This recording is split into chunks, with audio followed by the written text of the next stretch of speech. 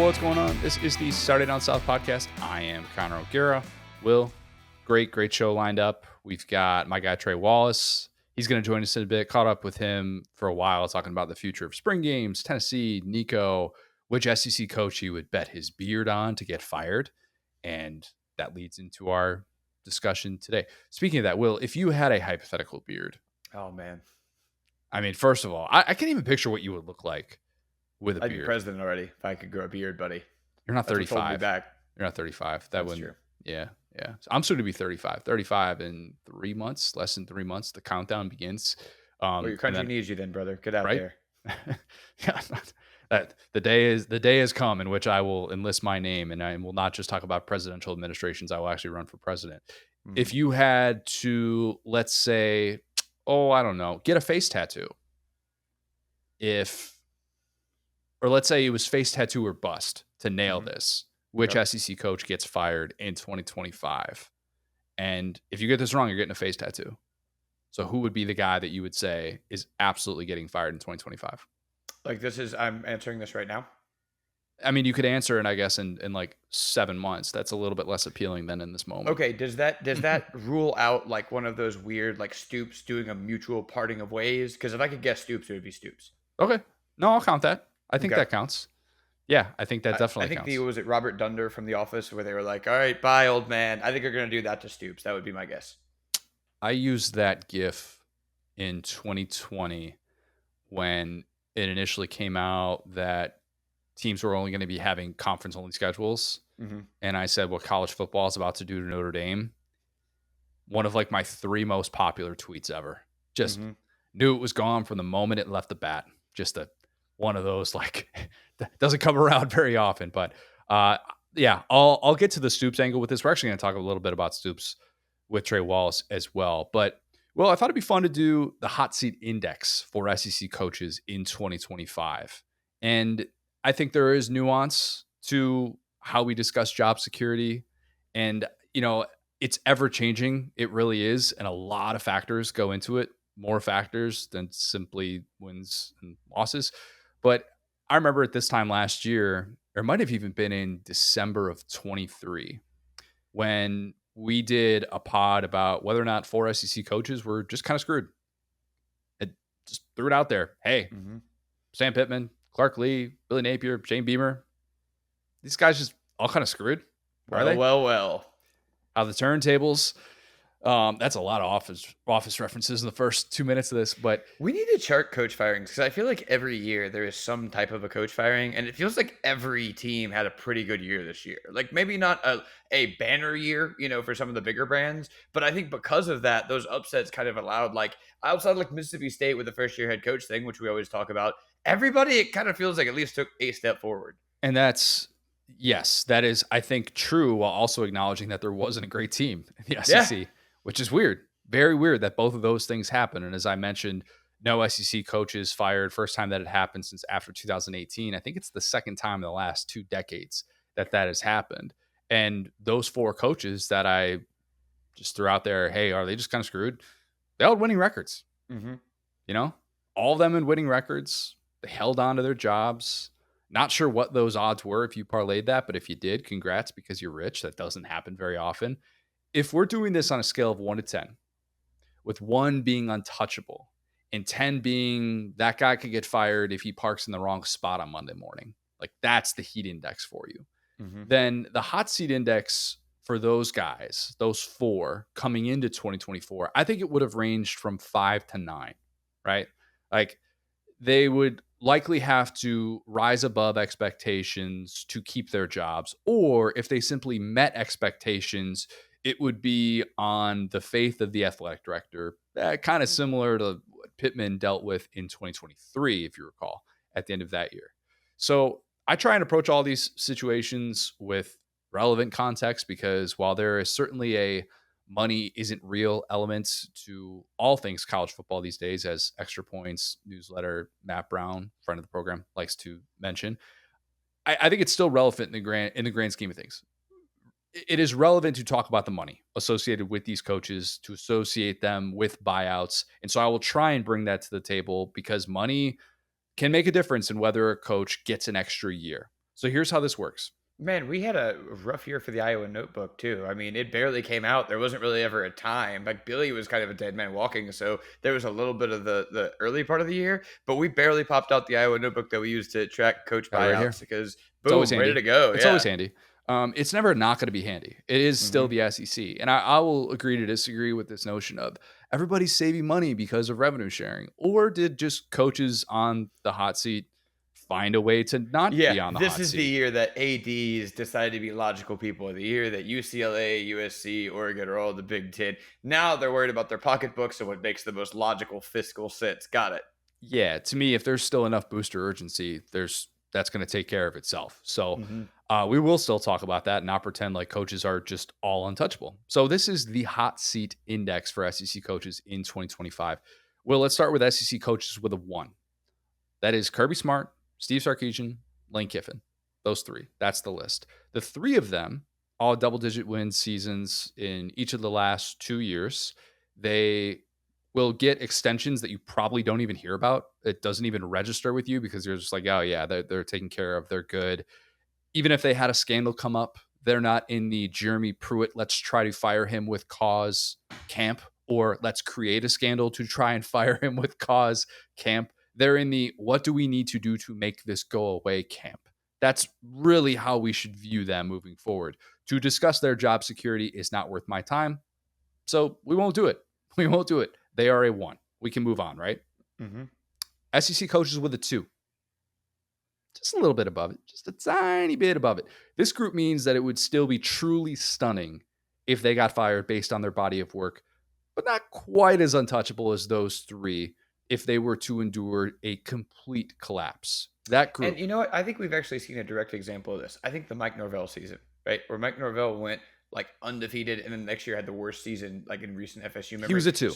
So I'm imagining this as how could you survive this last year's FSU season? And I Yes. think that all three of those ones, Kirby, Sarkisian, Lane, could all just go like winless in the SEC one time, similar to how Coach O did, and be fine.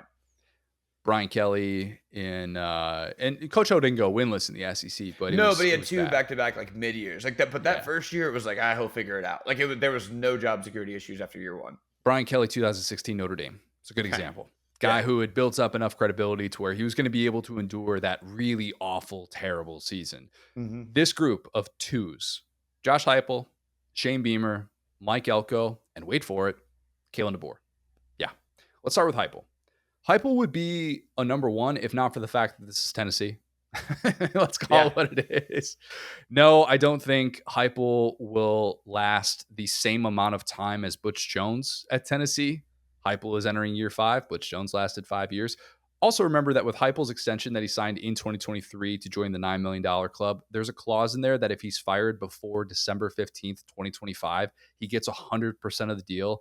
Anytime after that, and it's 75% of the deal. And then after December 15th, 2027, it drops to 50% of the remaining deal.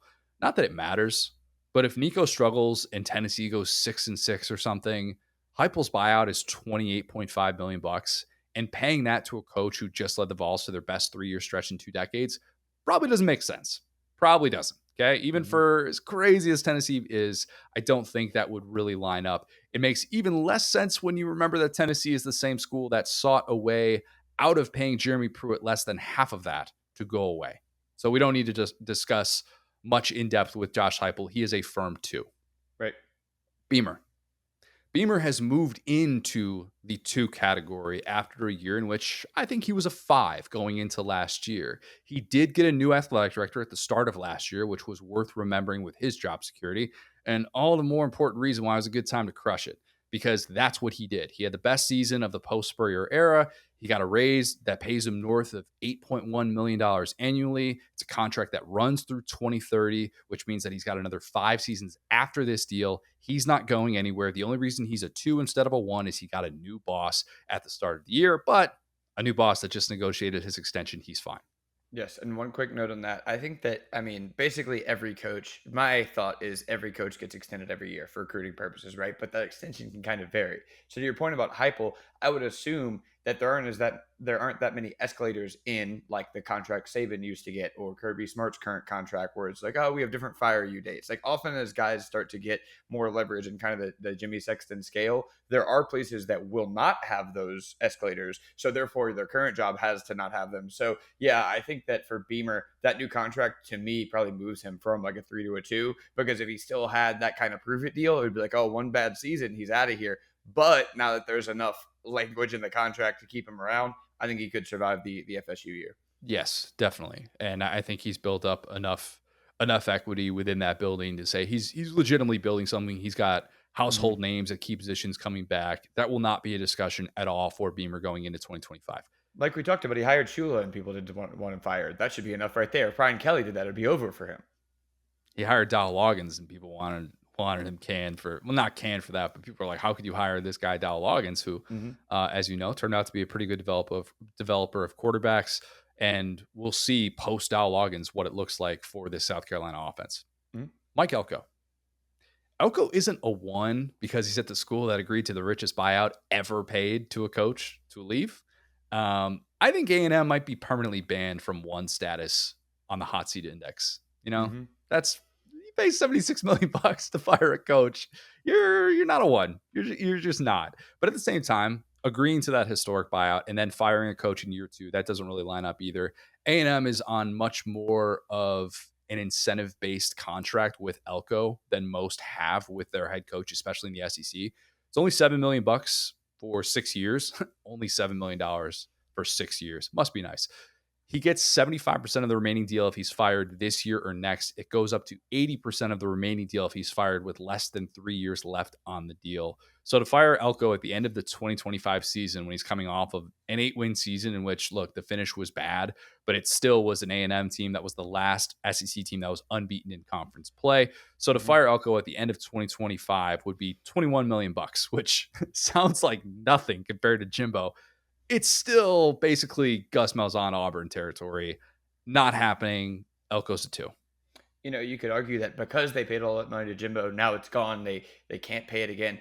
I would then counter example that Texas A&M is closing their Qatari campus, so they're going to have a big windfall of money from that. I don't know if you know, Texas A&M has a campus in Qatar about oil engineering, and they have recently found out that the research could be getting into the wrong hands over there, so they're shutting that down. So Texas A&M truly is just Narnia, and we have no idea what goes on over there. And they could fire anyone, and they could always access funds. They're always somewhere. So I'm right there with you. I am a big believer in Elko. I think he did a great job last year. We talked about that kind of throughout the year. I'm like, pump the brakes. It's year one, whatever. And I think that these expectations are very high. And, you can talk about it's a bad finish for most teams, but it's kind of one of their best finishes in SEC history, given that they beat some teams. So there you go. Uh, I, would we go that far? They had more hope. That's the thing. Now the hope got taken from them week by week, but they weren't hopeless in November, like when it started, which is a big deal. Beat LSU, beat Mizzou. Nice wins. Right. I don't know that resets expectations or changes how people think of you. That night it did. That night it definitely did. There's no doubt about it. But I don't know that it all of a sudden has moved A&M into a different place than where it was at. At least it is not a laughing stock in the way that it was during the late days of the Jimbo Fisher era. Exactly. Let's get spicy. Kalen DeBoer's a 2. Here's the one that I'm going to get the most pushback on because, I'm actually trying to come to the table with context instead of hot takes because I know hot takes move the needle. And maybe it's a hot take to only have DeBoer as a 2. Maybe that in itself is bold to say that. He's gone if he doesn't win in year 2, Brandon Walker's of the world. He's guaranteed 90% of his 8-year, $87 million deal, which runs through 2031. Do some math if you're capable of that, and you'll realize that's still a little bit north of $60 million that he's owed if he's fired at the end of 2025. Remember, this is Greg Byrne's big hire. No disrespect to Nate Oates, who has proven to be a big-time hire, but when you agree to become the next athletic director at Alabama and you take over as Nick Saban is approaching his late 60s, like he was in 2017, you know that you are going to be defined in that role by who you hire to replace the GOAT. It's as simple as that. Admitting a $60 million mistake, all right, that is not something that Greg Byrne would like to do. And by the way, that's only the money for DeBoer. We're not even accounting for his staff, which Mm-hmm. got a little bit more expensive with the addition of Ryan Grubb. We'll just say that. So you can sit here and tell me that nobody is as spoiled as Bama fans, and they won't tolerate going 8-4, and they'll have their pitchforks ready, and they'll want to chase him out of town, and blah blah blah blah blah. But unless this is just a 3-9 season from hell, and DeBoer is MFing everybody in that room by November, he's not going anywhere. Okay. Yeah, I mean, and you also got to give your athletic department some credit here. Number one, because they're going to stick to their plan, but number two, because it takes more time than that to dig up some type of scandal to not get a buyout. Okay, these people are smart; they're never going to pay that kind of buyout. So what you got to do is manufacture something a la Tennessee, and so that's the thing. They're going to need time to dig up dirt and be really listening to the press conferences and be really collecting data if they want him gone after this year. So just remember, you'll get him out of here for free if they want him gone next year. We're a long ways away from DeBoer parking in the wrong spot at the Alabama facility, getting out of the car and going, "Oh, excuse me," and then getting fired. Listen, that state constitution in Alabama, I think, is the largest in America, and they'll find some laws he broke on there. Don't you worry. Yeah, just $60 million bucks. That is not nothing. Hey, Kalen, you want to ride this horse after 7 p.m. on a Tuesday for me, real quick? Hold on, it's actually illegal here. You could find some stuff, man. You could find some stuff. Mississippi state law got some things in there. We'll discuss with the Levy contract as well, like we always do. The 3 to 4 range for the hot seat index. This is not untouchable, but they aren't immune in the SEC world that we live in. You wouldn't bet your life on these guys keeping their jobs, but it would be a really hot take to say that you think that they will be gone at season's end. That group of 3 to 4 consists of Eli Drinkwitz, Jeff Lebby, Clark Lee, Brian Kelly. 4 guys. Mhm. Let's start with Drink. Drink is a 3. Double-digit wins in consecutive years, raises in 22 and 23, joined the $9 million club after 23. He's under contract through 2028. He'd be owed 75% of the remaining deal, which would still be around $21 million if he's fired at the end of the season. Drink's buyout has always been pretty significant, even before he had these 2 sort of prove-it seasons. The only reason he's not a 1 or a 2 is that his boss, Laird Veach, great name. Why does he always have bosses with very unique, fun names to say? Jim Sturk, not as fun of a name to say now that I think about it. But still, you get what I'm saying. He wasn't the one who negotiated that deal. And that's always worth remembering. That was Desiree Reed-Francois, another all-name team legend in the athletic administration world. That was either her decision or it was the board telling her to make that decision, depending on who you believe, where you heard it from. But there was some murkiness with that whole situation and why she then ended up leaving for Arizona. So basically, the long and short of it is Drink is fine. He is still in a situation where his boss hasn't negotiated his contract. And until we see those dynamics play out, there's always going to be a little bit of that, yeah, but that's in the back of your mind. And he's also an accidental scandal away. One thing about Drink is he's always going to say something like Dan Mullen style, kind of off the cuff, that could rub people the wrong way. He could always, like, sending the blanket, what if they got caught up in customs or something? So if you wanted to get Drink out of there, it's actually pretty easy to do. You just put a microphone in front of him, ask him about Libya or something, and it's over for you. Don't think that'll be happening anytime soon. Don't think they would invite that Right. after a really nice 2-year stretch. They're, I think, at least a couple years away from that. Yep. Jeff Lebby. He is also a 3. Mississippi State would never fire a coach at the end of his second year, would they? We don't need to go there. Too painful. Lebby has something that head coaches would love to have. Head coaches across college football, no matter how successful they are, they would love to have this. Previous history with their boss. He knew Zach Selman from their days together at Oklahoma. Lebby was Selman's first big hire at Mississippi State. Their time kind of coincided with one another. There's going to be some grace there. There's an understanding that you inherited a situation that was loaded with roster turnover. And even though you endured a really rough year 1, we're going to give you some time. Okay. This isn't a situation where all of a sudden you got to go 7-5 this year or else you're gone. Like, they could probably stink for another year, maybe another 2 years before he's hearing any sort of pushback from the hot seat discussion, at least locally speaking. Selman was celebrating on dude's shoulders when Lebby got off the plane. All right. This is someone who very much wants this to work. It would have to take Chad Morris levels of awful for Selman to want to pull the plug on Lebby, and maybe not that's even kind that. of what they were last year. They got smoked by Toledo last year, and it didn't matter. They did. Morris was so unbelievably maddening with the quarterback situation and isolated people locally in a hurry. And I'll say this, everything that I heard internally from the program from Arkansas about Chad Morris, Mhm. let's just say that Sam Pittman was welcomed with open arms before he ever coached a game. All right. Yeah, We'll leave it at but that. that's why I love the context here, right? And like kind of like what you get here via Connor is that like, all of the listicles online would say, oh, well, this place has had, because you could look at Arnett, you could look at Moorhead. Lead situation is obviously completely different because he like, tragically passed away.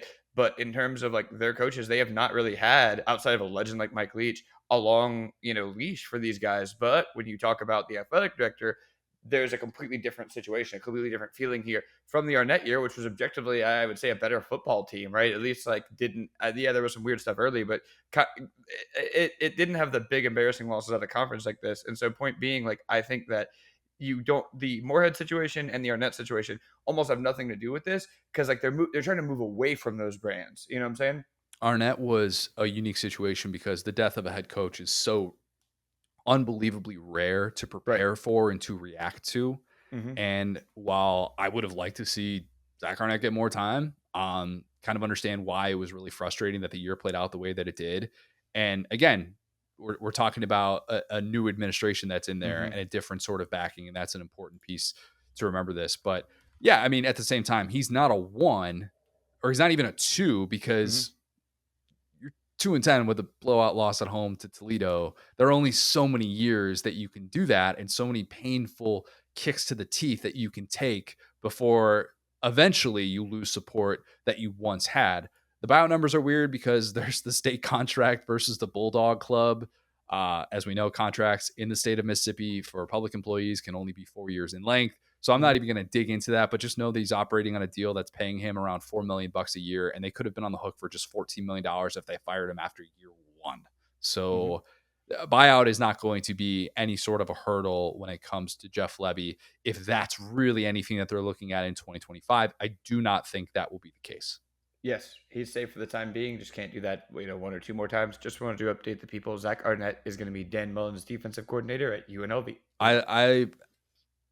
I reached out to UNLV. I'm trying to get Mullen on, and I Hmm. would dig into that significantly because I have a very I think the people who've been listening to this long enough know I have somewhat of a fascination with Mullen and somewhat of a fascination with Arnett Yep. too. And I think those Same. are two fascinating personalities to be a molding of the minds, share stories about their time in Starkville together and go down those roads. But yeah, TBD on getting Mullen on the pod again. It was great to have him on a year and a half ago and would be I think he would have very unique perspective now as the head coach of a program again. Zach Arnett after a year as an analyst on Ole Miss's defensive staff.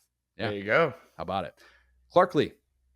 Speaking of contract figures that are super secretive and super weird, Vandy, private institution. You're not really breaking into a lot of the nitty gritty with that. Lee got that extension at 2023 SEC Media Days when it was in Nashville. And the big headline was Clark Lee is now under contract through the rest of the decade at Vandy. That felt like a really long time in 2023. It's still kind of a long time. He has Hmm. since had two totally different seasons. And we talked about how important this was this past year because I do think that he could have been fired if he had not at least gotten them flirting with a bowl game, 5-7 type of season, and at least beaten one or two SEC teams or won one or two of those games that he wasn't supposed to win. And instead, they had a year that was, let's call it, it's either borderline storybook or just storybook in general. Bama Hmm. win, certainly storybook. The earliest Vandy has ever become bowl eligible, like beat number one team for the first time. I actually wanted to go back. This is how depressing my life is sometimes. I went back to try and find out how Vandy coaches fared after having winning seasons. Whatever you do with your time, don't do this exercise because it's a dumb exercise and I regretted it Okay. instantly. I just wanted to see how much grace Vandy coaches who have a winning season have. It's asking for a friend, asking for Clark Lee. James Franklin left. Bobby Johnson retired 6 weeks before the start of the 2010 season. George Okay. McIntyre resigned 3 years after his winning season because, wait for it, he didn't like that Vandy was holding everyone to such high academic standards. he was not in the right position, as it turned out. Guess who won that fight? Not him. Yeah, Vandy's going to win that fight 100 times out of 100. No idea if there's an actual barometer there to show how much grace is there for a coach that just did what Clark Lee did. I wouldn't rule out the idea of him getting a raise at some point this offseason. Again, his last raise, his last extension happened in July. There could be another situation like that. It would stun me if he did not work with some new terms. At least he's going to have a bump up in base pay that we probably won't even know the official numbers, or someone will have to really do some digging and come out with that reporting. But we just know that Clark Lee is under contract for another 4 seasons after 2025.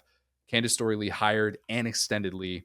I'd now be extremely surprised if he got the boot after 2025, after he likely bought himself 2 seasons with what he did in 2024 and a guy who entered on the hot seat. So you could make a real case that Clark Lee should probably be a 2. Yeah, the last couple of years have been weird for him, right? They were 2-10, kind of initial rebuilding year, and then unexpectedly good, which was 5-7, but with 2 SEC wins against Kentucky and Florida, right? And then unexpectedly bad, back to 2-10, right? Where it's like, well, wait, we had set a baseline here, and then boom, 7-5 or 7-6 with the bowl game, beat Alabama, did all that. So it's almost like whatever you expected Vandy to do outside of year one, they kind of did the opposite. So I think to your point, getting a contract update would probably bump him up a tier to me, just because this is the best point of negotiation he might ever have. You're not going to beat the number 1 team twice at Vandy. You know what I'm saying? So I think that if he gets his contract extended, that's going to bump him up, because he's also a Vandy alum, if I'm remembering that Yes, correctly. he's Right? fullback at Vandy. Yep. Famously brings his former helmet to SEC Media Days. It's a beautiful sight. It really is. So I think he's trending toward a lot more job security, but you already have 2-2-win seasons in there. So you throw another one without a contract, now it gets murky. But And that's trending why towards 2. and that's why he was at a 3. If we find out this offseason that he's getting that extension, or he's getting a new deal rather, then he would, I think, go down to a 2. But for now, let's leave that open, just because you're right. If you go 2-10 again and have a third winless season in SEC play, it could be looking up going, this didn't really work out as we thought. We know that our New Mexico State to Vandy experiment was only a 2-year deal anyway, so you're not going to be retaining a lot of those pieces, and who knows. So leave that possibility open, but would not bet on it at all. Brian Kelly, he's a 4. For some, he's a 9. I disagree with that. I think 2 things can be true. This is a massive season for his legacy. We're going to talk about it a lot this offseason. People are already probably sick of hearing us talk about it, so we don't need to beat a dead horse there. It will be fair to wonder about his place as an elite college football coach, and really the ceiling of LSU under Kelly if he misses the playoff this year. Year 4, all the ducks in a row seemingly. But he's at a 4 because of a few things. One is that the buyout is still $51.7 million at the end of this year. Scott Woodward might be the guy who agreed to some expensive contracts. And yes, he wrote Ed Ogeron that $17 million buyout check. Brian Kelly's buyout is 3 times that. Didn't he write the Jimbo deal too? Yes, he did. Did not cut the buyout deal, though. That's the difference. Yes, the Jimbo contract was one that he negotiated initially. It was Ross Bjork who negotiated the extension, and then Ross Bjork who negotiated that buyout. So, and by negotiated, I just mean agreed to basically have enough momentum to go through with the buyout. Right. But keep in mind, $51.7 million for a guy to go away is a lot for anybody. And it's a lot when you realize that he's 29-11 overall, 17-7 record in SEC play. You know the rest. About the Heisman Trophy winner, made it to an SEC championship, blah, blah, blah. Even at LSU, that is not some massive disappointment. Could you say it's slightly disappointing at LSU that they haven't made it to the college football playoff, or they haven't done this, and this? Sure, depending on which lens you're looking through. If you're looking through the 39 scholarship players in the Texas Bowl lens, that's probably not going to be your take. But now I will say this. If there was ever a time for Brian Kelly to avoid a 2016 Notre Dame season, as we mentioned earlier, now is it. Okay? You lose a lot of faith if that happens, and you will be sweating out November if you are in for that type of a year. Because if you go 4-8 with a possible preseason top 10 team, a $2.5 million defensive coordinator, 2 stars returning in the middle of your defense, extremely urgent portal spending, and a top 5 quarterback returning in the sport, that would be a total disaster. but this would really have to fall apart in order for Brian Kelly to get fired. This is not a playoff or bust situation for his job. Not yet.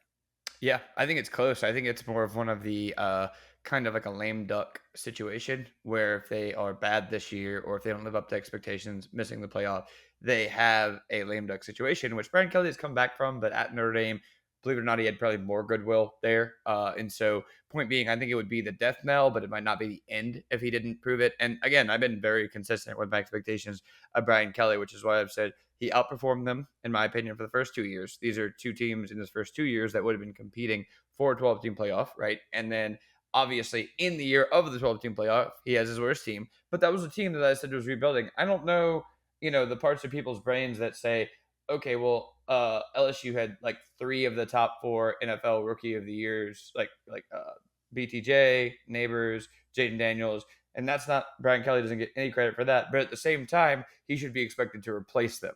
That was always my takeaway with this team is like, yeah, the defense is going to get better. We may never see an offense as diverse and dynamic in college football as that one was. And now we see Jaden Daniels and those receivers doing the same things at the next level. And so point being, that was always my real takeaway from this year is it's going to be a step back. Everybody's going to hate Brian Kelly. He's going to say some off-color stuff. He's going to do some dumb stuff. He's going to yell at some people. People are going to make it worse than it is. But this was always part of the plan. And that being said, this next year is the prove it year. I've always said that. And the portal spending exactly explains that. The people of Louisiana or LSU is not a super financially rich institution, but they have a lot of rage in their hearts. And I can relate to that sometimes as an LSU fan. And they will move hell and high water to get someone out of town they don't like. And so, therefore, none of that matters. And if he is terrible this year, it's going to be just kind of sharks circling the corpse as they figure out the buyout. Doomsday for Brian Kelly is 4-8, 5-7. Notre Dame facing a Bryce Underwood-led Michigan in the national championship. That's doomsday. This is just fantasy here. This is necessary. Now, LSU's going to make a decision well before that. So you would never have to, in theory, endure that if you're Brian Kelly and wonder how those optics are going to fare for you. Mm-hmm. Bryce Underwood winning a Heisman Trophy and being the first true freshman to do so ever, and having an offense that totally regresses at LSU, and Garrett Nussmeier, instead of being one of the best quarterbacks in the sport, is the guy that all of a sudden you're like, this guy's going to hit the portal, and everybody knows it at season's end, and your team is terrible. That is doomsday, okay? Mm-hmm. And that is why he is a 4 and not a 1. So I want to leave that possibility open. I'm not predicting that. That's the thing. He can lose the locker room. That's the thing about Brian Kelly is that he can say one thing wrong and everybody's out and we're cooked. He could execute all of them, Will. He could just say that and he's going to do that. One example we somehow have not brought up is the Dan Mullen one, who is sitting there at like a 2 or maybe even a 1 before that 2020 season. And he just said all the wrong things. And like Brian Kelly could do that where, yeah, the 2020 year for Florida or 2020, the following year. No, that was within the same season. Oh my goodness, with that Cotton Bowl. So yeah, you can do stuff at the microphone that can lose your job. So, shout out Bo Pelini, and Brian Kelly could be one of those guys. Gosh, I'm thinking back to Mullen 2020. It's interesting where I would have put him at coming into that year. He was the first coach to ever start off at a place with consecutive BCS or New Year's Six Bowl victories. Yep. Going into 2020, and I've talked about this because of my fascination of Mullen, he didn't have that extension, and that in itself would have probably put him at a 2. Now, he didn't have that extension because maybe some COVID stuff got in the way of that, as he has said on this show. Mm-hmm. He still would have probably been at a 2 because of that. Yep. And then, of course, gets into the 3 category once he starts to lose his mind, even as he puts together, maybe the best offense. We got to keep Brian Kelly away from Spirit Halloween. Okay? Brian we got to make sure he doesn't bring out any costumes. We need to workshop your costume. If you're thinking of Darth Vader, just think of something else, man. Just come up with anything besides that. Trust me. Brian Kelly, then we cut to Brian Kelly at the microphone. What? I can't dress up as P. Diddy? What happened with him? I loved him growing up. Just covered in oil. Oh, God. I could see it. I could really see it. That's the problem. I don't want to see it, Will. I really don't. Let's go to the 5 to 9 range. This means that you will likely see these coaches all over hot seat lists. It doesn't mean they will be exclusively on there. Not the end of the world if they're omitted, but it's widely understood that they've got things to prove this year, or else they could be unemployed at season's end. That group is Billy Napier, Brent Venables, Sam Pittman, Mark Stoops, and Hugh Freeze. Start with Billy. Billy Napier's a 5. Mm-hmm. You're going to tell me that's too low. I'm not saying you personally will. I'm saying someone listening to this after the year that we talked about Billy Napier and his job security, you're going to say that I'm crazy for floating it out there that he's only a 5 and that he should be a 9. Because he's going to be a 9 to some people. He will. That would ignore the context of how he survived 2024. And it's Mm-hmm. something that we just talked about with Neil. And the more I thought about it after having that conversation and being like, hey, the over-under is still 6.5 wins for this team. What if they hit the under? What does all this look like? How are we going to feel if that's the way that this season plays out? But I think that he's going to have more grace than people realize because they want to see DJ Lagway through. They do Mm-hmm. badly.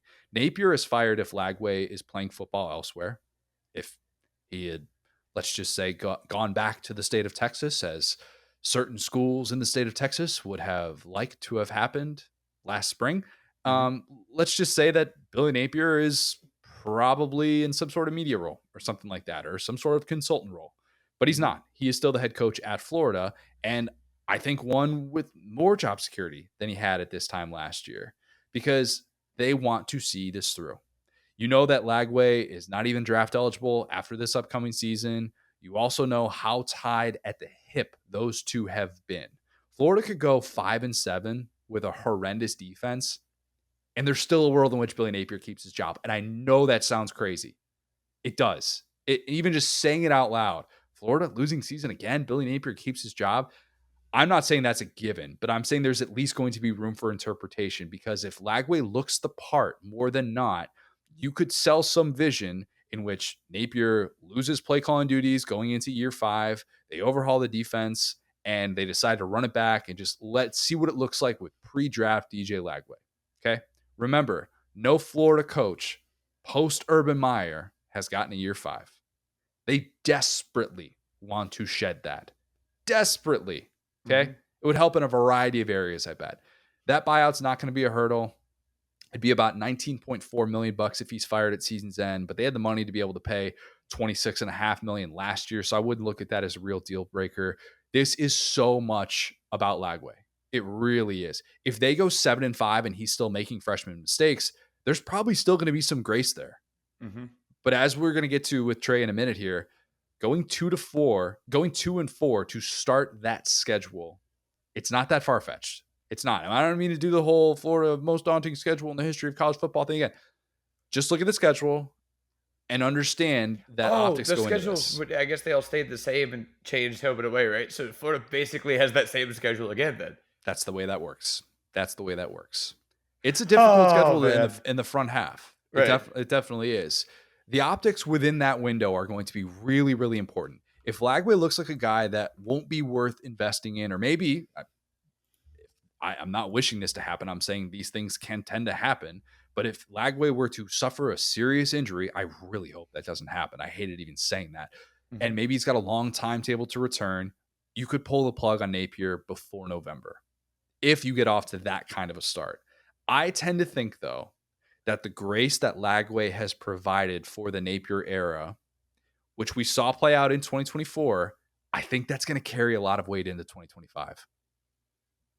Yeah, I somehow didn't even conceptualize Florida's schedule going forward. And that is as unfair as it was last year.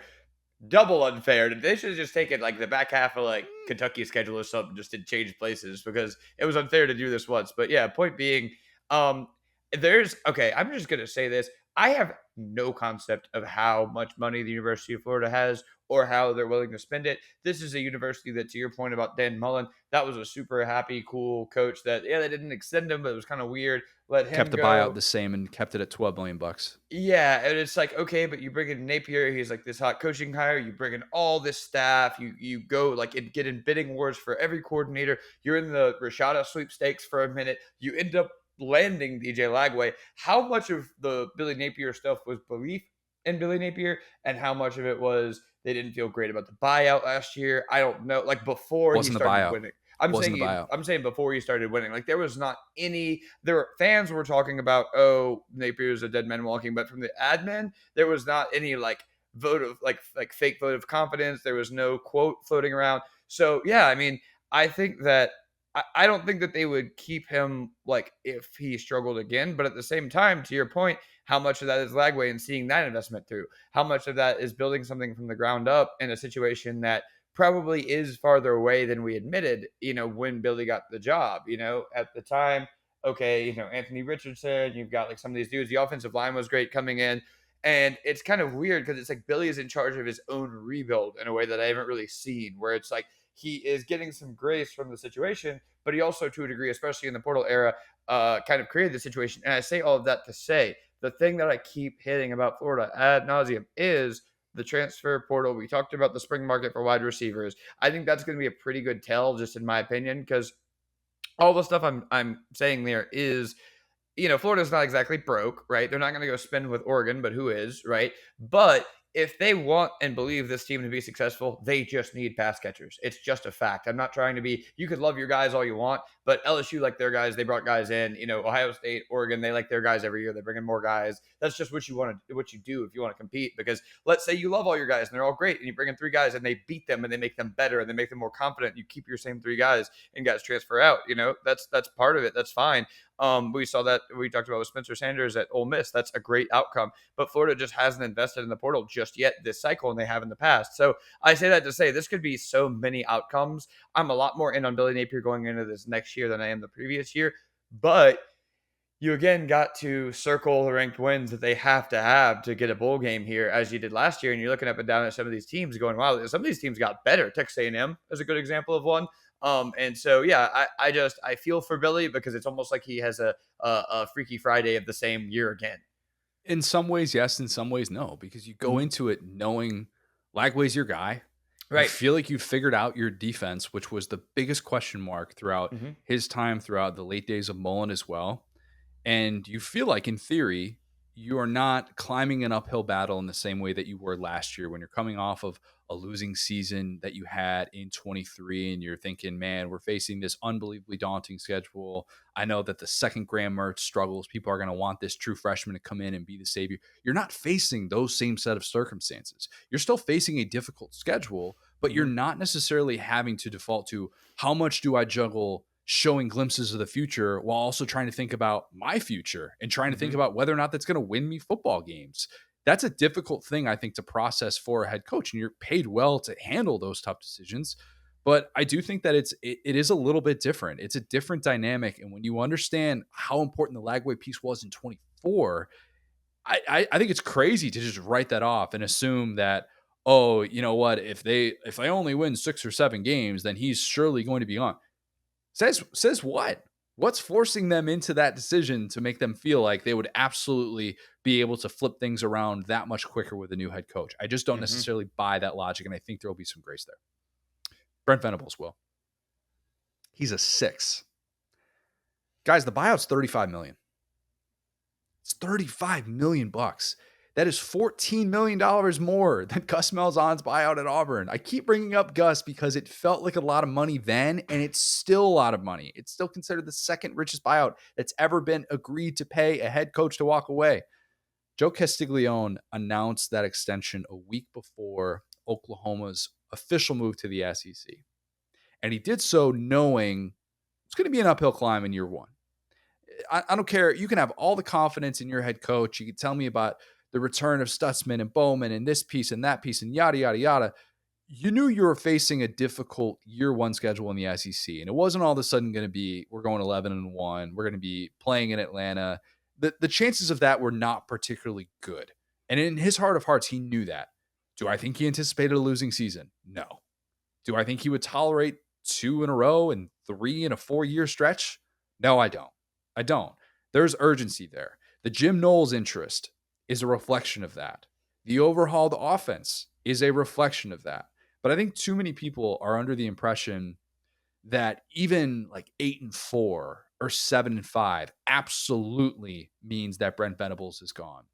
$35 million for a school that never pays head coach buyouts, pays defensive coordinator buyouts, not head coach buyouts. That Hmm. is still wildly expensive for a school that I think still really believes in Brent Venables and still has this confidence that he is going to be the right guy to replace Lincoln Riley. I always bring up wanting to win the breakup.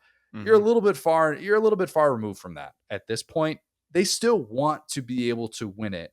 And if there's a chance to show that optics are still fine and they're still building, they're still recruiting the way that they want to recruit, and they still feel like there are enough people that believe in Venables, I just don't think it's this slam dunk decision that because Oklahoma is not used to having 7-5 seasons, that 7-5 will cost him his job. He's got to win. And it would be really, really tough if Oklahoma is looking up at Texas as the talk of the sport with Arch, and OU is still struggling to find any sort of offensive identity. That would be a really, really tough look. But he's only at a 6 and not quite at a 9. And I think in the way that a lot of people are going to be writing and talking about him this offseason. Yeah, I think that there is an element of comparison, although I'm completely with you. I think that the Lincoln Riley element of it is just kind of gone by the wayside, given that Lincoln Riley hasn't been neither of them have been super successful. USC has not been super successful. They finished strong, obviously, but it's not like they're winning, 11 games a year, competing every year in the Big Ten. And then Oklahoma is kind of in a similar situation in the SEC where they're just kind of okay, right? I think it is that other comparison of the Texas Longhorns that you just brought up, where Texas has hired, Sarkisian, who is this great coordinator. I don't think they're really taking a chance on him at that point in time. I think he'd already kind of proven himself or whatever. So the thought is, okay, we're comparing ourselves to Texas, but at the same time, knowing that Texas has momentum, they have their head coach, and they have more money than God. So how can we reach this level? And keeping Venables is the most economic path to that, right? He is a guy that has always been coordinator focused. You can spend more on NIL and coordinators and stuff like that. So it's almost more of an economic, logical move to stick with your guns. And I know we talked about adapt or die, but it's not exactly there yet, right? Because if this works with Venables, the story, the recruiting, that could be your edge against a school like Texas. It's not out yet. But if you go and burn this whole thing down, you better have an answer. And I think that's kind of what's the pro for Venables here is that okay, Venables goes 6-6 again. You fire him, cool. What do you do now? You have to pay his buyout. You have to go find a coach to come to Oklahoma who just fired a guy who's very associated with Oklahoma. You can't go get Josh Heupel. There's no real path forward. They'd have a good list of candidates. Yeah, I don't want to diminish that. I think they just really want Brent Venables to work. no, I agree, but I'm just saying the path to contention for Oklahoma, the easiest way to get there is to keep Venables and have this style work because you would have to tear up what Oklahoma football is again. And they don't like Oklahoma has been a very consistent brand for like 20 something years. They already kind of tore it up and made it into more of a defensive brand. I know Stoops was a defensive guy technically, but not in practice. And so now you would be not like you'd become like other college football programs. I think that was so beautiful about Oklahoma is they kept to their Oklahoma identity. I think that this is their last chance to do that, and so it's very valuable to them. Another season like this one, probably curtains. Yep. Probably curtains. Be really tough to stomach that. Sam Pittman. He's a 7. It's not often you say that about someone who just had a 3-win improvement like Pittman did. Pittman's problem is that the portal losses continue to kind of pile up. The ceiling feels like it's limited, and you've basically had 1 or 2 wins, depending on how you feel about that 22 Ole Miss win. Judkins Rocket, they ran for 1,000,000 yards. I reference that game all the time. It was really cold. You basically had 1 or 2 wins in the last 3 seasons that actually turned heads. The Mm-hmm. one that definitely did was Tennessee last year. Pittman isn't in jeopardy from the traditional perspective of how we look at SEC coaches on the hot seat. He's in jeopardy from a this thing has run its course and it's gotten a touch stale perspective. Mm-hmm. This is year 6 for him. 6 years is a long time in the SEC. Not a lot of coaches get to year 6, you know? And look, I think you can respect what he did while also acknowledging they've lost at least 6 games in 4 of those 5 seasons. You're now far enough removed from the rebuilding job that he did post Chad Morris, where that year of grace is gone. A lot of people thought he was going to be gone after the 23 season. Yurachek says, you know what? I'm not going to do that to you. We appreciate everything that you did turning this around. You've done everything that we've asked you to do, but that grace is over. And I think at the same time, he's not a 9 because I think Pittman could probably still go 7-5, maybe even 6-6 with the right wins and have an improved Taylon Green Mm-hmm. and look like a fun team that maybe isn't worth bailing on. And that's why he's probably going to be still on everybody's list, but I don't know if he necessarily is in a position where it's got to be, oh my God, he's got to win 8-9 games to be able to make this work. They got to be a top 25 team or else he's absolutely gone. Would have been 12.5 million bucks to fire him last year. His deal runs through 2027. It's got 75% of the buyout if he's fired with a winning record since the start of 2021. So if he goes 4-8, I believe it would fall below 500, drop the buyout down to 50%, whatever. I think it's at most around $9 million to fire him. That's nothing in this day and age, as we Yep. know. Also, remember, you're probably going to need to figure out his future at the end of this year anyway, because he's going to have just 2 years left on his deal after 2025. Yeah, I think for Pittman, it's like, he almost has like, I guess, bad will. It's you look at guys like Napier, even a DeBoer could be this way, where they just kind of look and feel like a guy who could be a good football coach. And so everything they do, everyone immediately goes like, oh, look, the smart guy is talking. Whereas like Pittman has always been a really relatable, down to earth guy who feels like you could get a beer with him, who feels like he would be humble and fun to talk to. And I think the highest version of that, and we've seen it, is Dan Campbell with the Lions. It's a guy that says my coordinators are geniuses. I'm a humble like former player. I'm here to be a steward of this brand. Versus the guys who are like, look, I'm the genius. I'm like Cliff Kingsbury was one of the I'm the genius guys that just kept getting jobs despite his record. Pittman is on the exact other end of that, where 8 Pittman wins are always going to feel more like aw shucks and less to give him credit than 8 Lane Kiffin wins, because Lane Kiffin is going to look like a genius. He's going to have the brand. He's going to have he's going to make you feel like he got those wins. Whereas Pittman is always going to, just kind of downplay stuff. And I think that that's unfortunate. But at the same time, that's what happens when you hire, the former offensive line coach who comes with the low buyout, is that every year is a prove it year, because Pittman told you that himself. And so I think that despite the great improvement this last year, embracing the hog, as he said, it just, our brains make us treat this like, oh, well, they're just a coach away from being a contender. Pittman's not the guy. Beamer got into a little bit of trouble with that too.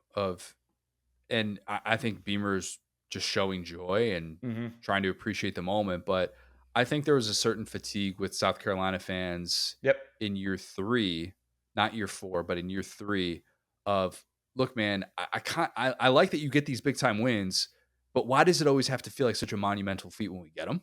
Why can it be a little bit more? This is, act like you've been there before. And South Carolina, to its credit, this past year was more a team that did that. Mm-hmm. And Pittman is still trying to move into that category, right? It's a tough place to get to. It's really tough. But I think there's a different feeling when we look at it from the outside, and we can have a different appreciation for it, as opposed to Arkansas fans who will sometimes look at it and go, I wish that there was a little bit more consistency to where we're the team that's showing up and people are thrilled to beat us. And instead, that hasn't quite been the case yet. And that's what he's still working to establish as he approaches year 6. Mm-hmm. Let's go to Stoops. Your hypothetical beard loser, face tattoo, hypothetical Mm-hmm. face tattoo Mm-hmm. coach. Stoops is a 7. He's the winningest coach in program history. He's the longest tenured coach in SEC history. He's also got a buyout that I believe is still in the $37 million range. Okay. You've heard me rant about this before. I don't want to repeat myself too much here, so I'll keep it brief. I don't think there's much tread left on those tires. More likely than a straight up buyout scenario would be a lump sum, $20 million walk away, maybe give him Mm-hmm. an advisory role that he barely has to show up for, and just kind of move on. If Kentucky endures its 4th consecutive disappointing season, that's in jeopardy this year, I would expect that to very much be in play. I thought it could have been in play this past year with Mitch Barnhart. Ultimately, they opted not to do that. It's a one of one situation because Kentucky does not want to end the Stoops era with paying one of the richest buyouts ever and starting over from their most successful coach. That's not the way that you draw this up. That was never the thought process when everybody talked about how favorable of a contract he had. Oh, he wins 7 games, add another year. Oh, he's going to get this raise. Oh, he's in the $9 million club. Kentucky's not going to do better than Mark Stoops. Guess you got to give him that money. And I don't think that's the case anymore. I don't. Mm-hmm. I don't. I think you can appreciate what he did in more than a decade on that job. But I don't think Kentucky boosters, who did not have to pay that Calipari buyout, I don't think they would mind spending big on a Stoops lump sum if it's a 5-win season. And that's why he's at a 7. Yep. I think, what's funny is that we would talk about the Stoops buyout and I would just bring up Calipari because I was like, look, this guy's just kind of looming. Fans aren't really happy about him. But then to your point, when he goes to Arkansas, you're in kind of a different dynamic where it's like, well, we trust our guys. Because whatever you would say about this last year, well, Stoops can't do this or he'll get fired or he'll get rushed out. He can't do this. He can't do this. He did all of that. We're looking at another offensive coordinator situation. We're looking at another quarterback situation. We're not looking at another offensive coordinator situation. They're keeping the offensive coordinator after that? Oh. Well, that's actually worse. My bad. I didn't even conceptualize that offensive coordinator retaining his job. Okay, so then we're having an offensive coordinator they should have fired, I guess, but not a good offense. Let's just say that and be nice about it. Unless that's happened in the last 10 minutes. I'm going to hold up. I'll look it up right now. I will look up to make sure that Bush Hamdan is still employed by Kentucky. Continue. Okay.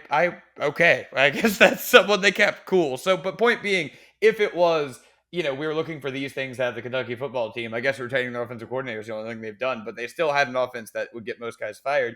And so point being, we look like those expectations don't really matter anymore. So it just kind of is turning into a situation of how long does Stoops want to stay? How are they going to plan his exit? I think it's coming at some point. And I do think that the situation last year with basketball, they needed a win. You know what I'm saying? They needed to say, hey, it's great here in Kentucky. We're not going to focus on getting Stoops up out of here, worrying about that. We're going to kind of just roll that over to next year because you really can't give me any evidence for why this team is going in the correct direction. I'm sorry. I think that there were definitely some bright moments, like, the Georgia game, the Ole Miss game, obviously.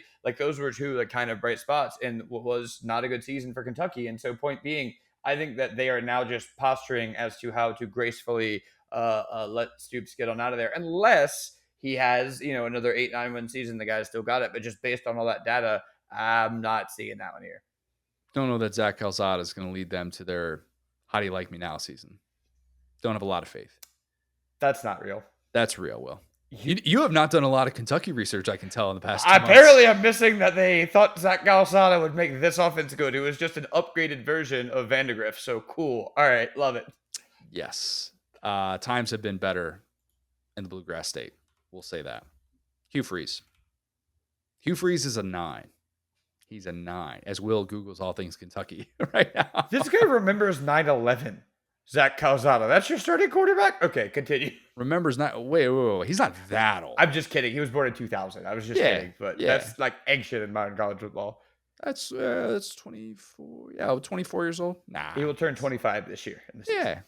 Who among us? Yeah. Hugh Freeze is a 9.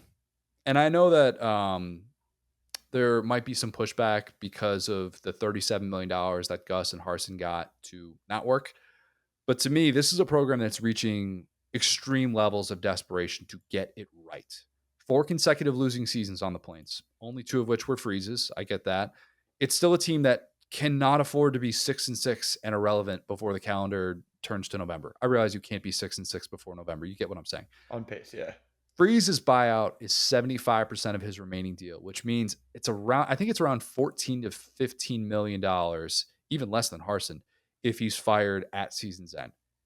You also have the benefit, if you are Auburn, and this is a little wrinkle that my guy Brad Crawford pointed out, you get to spread out that buyout over monthly payments through 2028 instead of having to pay half of it in the first 30 days like they had to do with Harsin, like they had to do with Gus. So they put him on Klarna?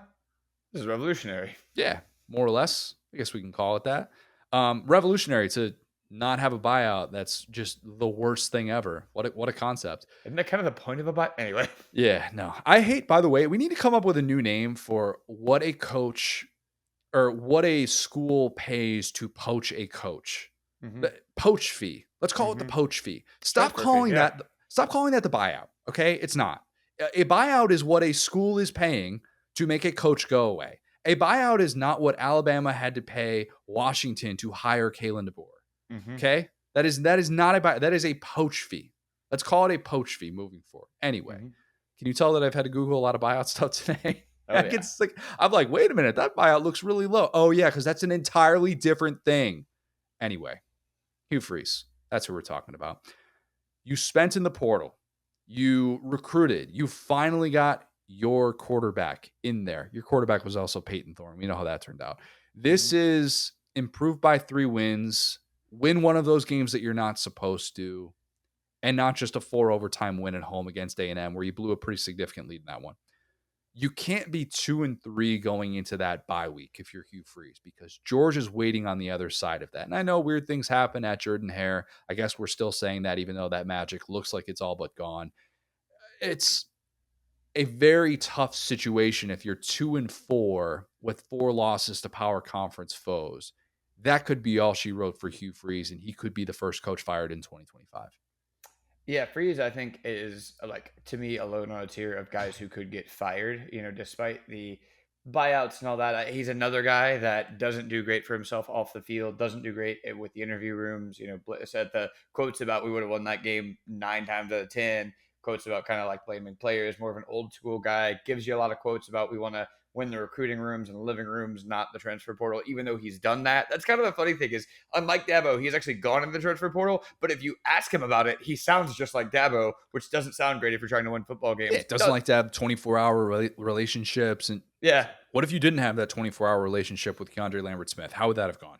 It's so funny because he's kind of stepping on his own feet. It's like, brother, you're doing it kind of successfully. Yeah. You should just be hyping yourself up here. Anyway, so yeah, he's just a guy that, again, the story feels, like it's told for us, like, oh, well, the game is starting to pass Hugh Freeze by, right? And that makes it for an easy firing, even when it doesn't make any sense, a la what we talked about with Dan Mullen. So yeah, I think that, we're still waiting to see what this offense could be. I think that even a spark of hope could save his job, but he's just kind of proven he's not is interested in doing that. And if you think it's taken him a long time to prove that he doesn't have that spark, just remember Zach Calzada was there before him. People forget Zach Calzada was at Auburn. Before him. Yeah. Brian Harsin legend. Yep. Yeah. Third school for Zach Calzada. Maybe we're not. We're not going to do any sort of Zach Calzada deep dive. The people don't deserve that. If Zach Calzada balls out, if he balls out the first month, we will give Zach Calzada his flowers at age soon to be 25 years old. I promise you that. All right, let's kick it to Trey Wallace. Trey goes everywhere during the season. He's one of those guys that travels every single weekend and sees a lot of different things across college football. Extremely well connected. Love being able to talk with him about a variety of topics, Tennessee as well. So here is Trey. Now excited to be joined by a very special guest. It is Trey Wallace. Trey, you go everywhere. Have you thawed yet from your January trip to the Northeast for some reason? So that was interesting, and that was kind of sporadic too. So we get done with the college football season, and I'm like, all right, like usually I'll take a week or two just to kind of like debrief, just reset. And my best friend texted me, was like, hey man, you want to come to Ithaca? And I was like, Ithaca January. Oh yeah. Yeah, bro. And I was like, okay, all right, cool. Let me look at the weather forecast. And I did. And there was one day of no snow. And then the rest of it was just filled. It was just nonstop. It was just blizzard condition. Like, dude, like we went to Syracuse. Like you picked me up in Syracuse, and because it's close by, it's like 50 minutes, whatever. And we went and toured the campus, which I love going to Syracuse. Cool place. We went and did that. And then, we get into Ithaca and, we're chilling out and all of a sudden here comes the blizzard, and I'm like, holy crap. All right. I just did this. So I've got a week here. So this would be great. And then the best part is the next morning, he's like, hey man, let's go to the park, like the state park. Let's go hike. And I was like, man, it's a blizzard outside. He goes, I just put some snowshoes on. I didn't bring any. I brought my Nike Dunks. Like I wasn't expecting this. Like, all right, like cool. So ruined a pair of Nike Dunks walking through the New York State forest in a blizzard. So, it was great, man. Glad I got to get away.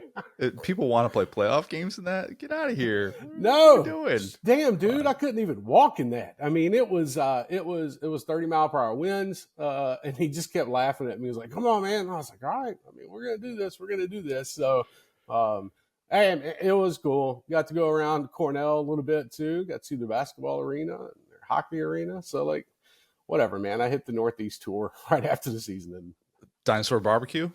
Yeah. And then in Syracuse, I'd never been to Varsity Pizza before, which was really good. So we kind of hit that right when I got in, and then I took a walk around. I saw a pita pit. I haven't seen a pita pit since I lived in Tuscaloosa. I had one at IU too, and it was great. It was never enough food, but it was really good. Bro, I told my best friend, I was like, bro, is that a pita pit? That's a pita pit. I haven't had one in like 18 years. So is it open? No, it's closed. And like when I say it's closed, like it was closed for business. So I was like, damn it. All right, that's cool, man. We'll go to the varsity. So yeah, it was fun and got to get away. Got to see a little bit of Ivy League basketball, and yeah, got to take in my first hockey match too. That was fun. There we go. Just a little bit different than life in the Southeast. Just a little bit, Dude, I would imagine. I mean, Connor, I got back, brother, and I think it took me probably 3 or 4 days to unthaw. It was rough. It was rough. It was cold. Like I give it to the folks up there. When it's 7 degrees, it ain't like 7 degrees down here in the South. Like it was freezing, and so nonstop. And my buddy, the crazy part, not to go long here, but this is my best friend we have a group. We have 3 of us, and we've all been best friends for like 27 years, since like 2nd grade. And yeah, so he's from the South too. So like getting on the roads in the passenger seat with him when it's ice and snow on the road, I was like, bro, you got to slow down. I didn't come up here to die. I came up here to have a good time. So it was, yeah, man, it was wild. Won't do that again in January. So you think you're unwinding after the season? Little did you know your heart rate's actually going to be higher than it is during a national championship or something like that. It's like sitting there. It's like checking the pulse. Am I good, man? Like, am I good? Okay, all right, we're good. And then there's ice on the ground, so I slip and bust my ass. I mean, it was a fun 5 days. Yeah, it is what it is. Crazy to think that we are getting close. I mean, there are spring camps opening across the country already, which gosh, that's just how late college football season goes now. But I'm not sure what the future of spring games is going to be, because I hear Matt Rule's concerns about tampering and how he feels like his team is he's getting poached, and that's why they don't want to have the game on TV. They might just cancel it altogether. And I can kind of hear that standpoint and go, all right, why would anyone want to do this in this era? At the same time, is that just a coach that's being extremely anal about all of this and perhaps ignoring the fact that it's an exhibition game in an 8-month off season to give the fans something, when you also are in control of all the variables possible surrounding the game? And you could just say, hey guys, you're not going to, like, first and second stringers, you're not even going to be able to play. You could do that if you wanted to, but what did you kind of make of all of those comments that came out? I mean, and then also, you could do, some schools like to do these little exhibitions where they just get out there and they do some 7-on-7s.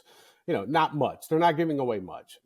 Wide receiver 1, you just run a slant across the middle, and then okay, you're out. You're not doing this anymore. Like, you're done. You gave the fans what they want. I think I was talking to a couple coaches about this through text message over the last 5-6 days. Whenever Matt Rule was talking about it, and the arguments that I got from them, like, well, it's not a bad idea what he's talking about. Like, I get it. Like, if we're on national television and, I got a coach that's sitting at the house and he sees a number 3 wide receiver out there making plays, and, he looks like somebody speed-wise he could get, into our system. Okay, yeah. Like, this coach was telling me, like, yeah, I'm going to be tuning in to whatever spring games are going on. It's like, I'm going to have my assistants breaking down film. Like, if we need people at certain positions, obviously we're going to look at that. This is the new day and age of college football, and free agency will once again open up, for 10 days in April. And I just think that, so when you look at Matt Rule's comments, I don't think he was out here trying to like gaslight anybody. I don't think he was out here. I think he was being pretty honest about the situation. And sometimes, that can be overblown a little bit. Like, if you put your game together in a certain way, you probably don't have to worry about stuff like that. If you just make it more like a practice and then you make it like a fanfare situation, it's a lot of schools like to do that. It's, Alabama used to do it, running of the Gumps. You love that type of stuff. It was great. But for Nebraska, I kind of understand where Matt Rule's coming from in this situation. And the coaches that I spoke with, they understood it too. But the problem is that sometimes that spring game is a nice revenue generator as well. You're paying $10. Let's just say you pay $10 to get in. Some people do it for free, but we've seen schools start charging in the last couple of years. And, it's also a tradition at Nebraska. These folks get 60,000. They pack the stadium out. And not saying anybody else does. So people on social media don't go run with this and say, oh, only Nebraska does it. But I think at the same time, you look at everything that goes into it, and you look at it a way that some schools will cap off spring, Connor, with the game. Some schools will go another week after. Just to do it, Ohio State is going to be weird this year because when they're starting their spring. But I think overall, I think it kind of makes sense. Like and I'm not saying let's get rid of spring games. I'm not. There's also a way you could do it too by playing exhibitions against, FCS schools and whatnot and be profitable. Like if you really wanted to make money, that's which how they you won't would do that. Right. They won't do that. They'll never do that. They'll never do that. And I understand it. I get that part. But at the same time, I think that with the day and age that we are in right now, where you've got players on teams right now that are sending tape to other schools, practice tape, because they can access it and they can, screenshot it on their phones or whatnot. And you got agents, like this is not a silent period for these players. When the spring portal pops up, agents are already going to have moves made, where they think or what school needs it. So I look at it overall, Connor, I don't know how you feel, but I think that he brings up good points. At the end of the day, I'm interested to see if he actually goes through with it, because the injury factor, obviously, the long season that was just had for 12 teams, in the playoffs. And so we get to this point right now where, does it make sense? Absolutely. At the end of the day, is it going to work out?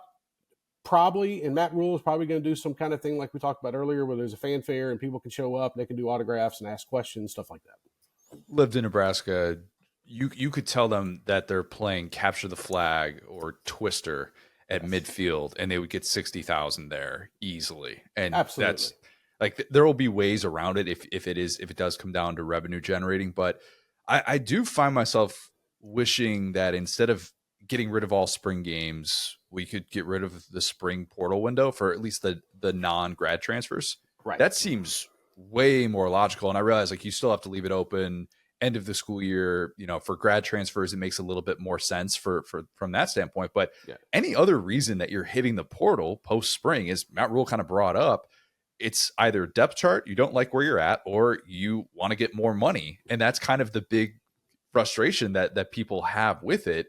Does simply getting rid of that window for the non-grad transfers kind of take care of that issue that's been brought up? Something interesting too is, the fact that we do have, it's proposed that we're going to have rev sharing starting July 1st. I think everybody can agree that we're probably going to get to that point. There's probably going to be a couple bumps when it happens, blah, blah, blah, get over it. I think that the other picture you look at here is, and I talked to a couple collectives about this over the last couple of weeks, is in schools, okay, are these players that show out, they're going to come back and want to renegotiate? Like, that's the other thing. Like, we have seen players, Xavier Lucas, Wisconsin, say, all right, I'm gone. Like, y'all ain't letting me out, but I'm going to go. And I'm going to go play for Miami.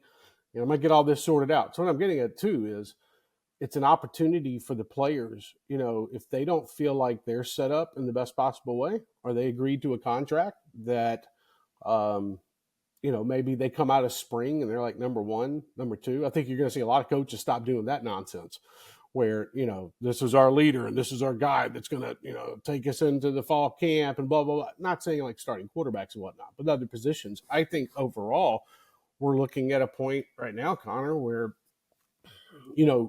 I think when you add the financials into it, here's another thing too that I asked somebody about too. Say, okay, what if your star wide receiver you just signed to a fat contract goes out and pops an ACL in the spring game? You're going to pay for him for a year? Are you going to make sure everything's good for an entire year while the recovery process? There's so many things that go into place with this situation, and I agree. Nebraska is on that tradition landscape where a game like this should be played. You living out there, you understand this part. And I think that when you look at other schools, I don't know where the demand is. You know what I mean? If coaches came out and said, I don't know what the demand is for a spring game, I would understand that. True. Like there are a number of schools out there in the SEC, even in the Big Ten, I could go on, that would think, okay, what are we really going to get here? We're going to get 15,000 people, 10, 15,000 people to come out here and watch us in a spring game. And we're going to try to turn that into revenue. And on the backside, there's potential for a player to get hurt in winter workouts. I'm not just trying to narrow it down to the spring game, but when you have contact and stuff like that, involved, I just think overall we're moving in a different direction as college football. And would it surprise me that we don't have spring games and the format's changed in 3 to 4 years? Absolutely not. And I think that, Connor, the way we look at it right now, with everything going on in the sport and everything leading up to, July, and, I think also collectives are looking at this too, and the schools that are making these deals now, and they're saying, man, is it really worth the risk? Like, is that like you have to, how much are we going to try to suit the fans and make the fans happy compared to, okay, we got to protect our guys, but at the same time, we got to make sure, man, we don't lose 10 to 11 guys after the period, right when that opens. And that is such a concern right now and where we are. And so, there's different ways I think that they could go about this, but for certain schools, man, it's also a momentum machine. Like we all talk about it. Like, after a spring game, you're like, oh, well, dang. Okay, well, that school, it looks like a top 15 school. Okay, well, you come on, you played against each other here. I just think there's going to be some changes coming to the sport over the next couple of years. And I think the spring game is probably the furthest thing from their mind, but it's the one that's right in front of us right now. And so where does that lead us? I don't know. Incentive bonuses for playing in the spring game to attract fans. Oh, like we're getting it, brother. We're getting to a weird point. I mean, you had players. Attendance. You give rev share from attendance, and it's like, hey, if you play in the spring game, and if we get X amount of fans, that's how much money you get. Like that's the place where we could get to. Yes, here's how I put that. So the conversations that I had with folks going into the college football playoff, and you had some players, I'm not going to name them on here, but you had some players coming out and wanting more money to go play in the playoffs because that wasn't a part of their original deal. Whenever they signed a year or two or whatever ago, they wanted extra money to go play in the playoffs. Or they, incentive bonuses if they accomplish something in the playoffs and whatnot. And you look at the bowl games that we had outside the playoffs. There were a lot of players that didn't just come back because they loved their football team to play in one game. There were a lot of players that got a nice little check in the mail after the game was over and incentivized them to go play. And so that's what I'm getting at is like, okay, you want me to play in an extra game? When we play in the spring? Okay, you're going to broadcast this on ESPN or FS1 or any other, Tubi, whatever? Okay, I need to see a little bit of piece of that. There's a lot of stuff that is agent driven, I think, right now. But at the same time, they're trying to look out for their players. How far does this go? We're about to find out. Let's talk about some Tennessee stuff because I know you're all over that. I thought Tennessee as a whole met expectations because you beat Bama, you beat Florida, you win the huge Heupel reunion at Oklahoma, get to the playoff. Best offensive player in the SEC in Dylan Sampson, but obviously getting blown out by Ohio State, brutal way to end it. What will be the mood of Tennessee fans when they look back on this season? For the fans that did not get to storm the field in Knoxville in 2022, they had their moment. That's what I think that was. I think the fans that didn't get to storm the field in 2022, they stormed the field in 2024 after beating Alabama. Look, I think there were times of excitement, times where you're kind of shaking your head, wondering what the hell just happened. Arkansas loss is easy to look at. It just seemed like Tennessee's offense never got going. I think that's the best way to put it. And you can blame that on wide receivers. You can blame that on your offensive line. You can't blame it on your running backs. Promise you that. And I think at the same time, you got fans that are quietly very nervous, I think.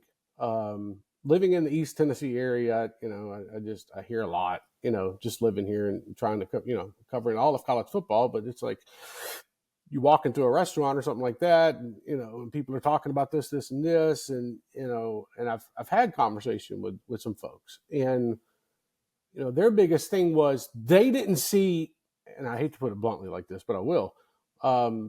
They didn't see Nico, $2 million Nico, $2 million a year, $2.5 million a year. And that I don't want to take this as a shot at Nico. I don't. But there are bountiful ways this program has to grow on offense, Connor.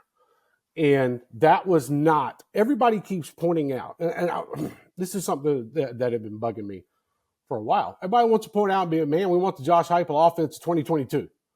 That's what it needs to be. Okay, if Joe Milton was the guy last year, okay, well, it should have been that. If he wasn't the guy, somebody else should have done. Well, who else is going to do it? Nico wasn't ready last year. A part of me says Nico wasn't ready this year, but you still had to put him into that spot. It's hard when you have a wide receiver core that what Tennessee had in 2022. And I remember this story to this day because I was talking to somebody about it. After the Florida game, when Josh Heupel went down to Gainesville and got beat, he pulled his veteran receivers off the bus. There were three of them. It was Velus Jones, it was Jalen Hyatt, and it was Cedric Tillman. And he said to those three, okay, we're not running anymore with the new guys. This is y'all. We're not giving any more opportunities to the new guys. We got to have a veteran crew out there that can run this offense. So you three are my guys. Here we go. And he said this right outside the bus in Gainesville before they got on the bus, go back to the airport to Knoxville. You three are my guys. We are no longer experimenting anymore. I think the problem is Tennessee had some receivers last year. They did. I mean, they had some guys. Dante Thornton, Chris Brazell, Squirrel White. I could go on. Nimrod, whatever. I could go on. Brew McCoy. The problem is they didn't have the explosiveness. I think that was the biggest thing. And when you can't get down the field and when you're running 20-yard outs, 25-yard outs, and people have kind of figured this thing out, you got to have speed to supplement that. So looking at the offense, they got to take the next step next year. And, I know what that looks like. I think a lot of people around the country know what that looks like. You know what that looks like. Like they got to be faster with tempo. They relied on the running game a lot this year, which is okay. That's perfectly fine. That's what you need to do. You got to offset things. But at the same time, people were so used to what they got in 22 that they looked at 23 and 24, and they're like, all right, this is what we're going to get in this season with Nico. It's going to be fast in the line, a play every 12 seconds. No, it's not how it worked. And so, to me, next year or this year, you got to be able to take that next step when it comes to the offensive side of the ball with Nico at quarterback. And sure, Connor, it might not be every 10 seconds, but damn, they were slow at times this year. And I know Josh slowed it down a little bit for himself because he had a rushing attack with Dylan Sampson. He had Bishop back there. Every now and then you'd have Selden back there. But I think looking at it right now, I think that it's not that everybody figured out Josh's offense. It didn't have the playmakers, I think, to open up things. And do I think that a lot of teams out there were like bracket coveraging Tennessee and not letting them get beat deep and whatnot? Absolutely. But you have to find some sort of, down the middle. Okay, we're gonna rush the football here, but then we're gonna go up tempo for 4 or 5 plays, and we got to go. I think that when you look at Josh Heupel and what they're going to try to do, this season, I think it's going to look different than what we saw last season. I'm just very curious if Nico can be the quarterback that steps up and becomes that guy at Tennessee. Because it's not like, in a perfect world, your quarterbacks are all getting paid the same, and you can go out there, and if you need to, you can make a switch if need to. That's not it. Right, yeah. Right, exactly. And I'm not saying Nico's yanked, so people on social media don't go crazy with this. What I am saying is there needed to be a time last year where you could probably sit Nico for a series or two and let him take a breath. Okay, let's go back out there and let's do this. Not benching him, just take a breath.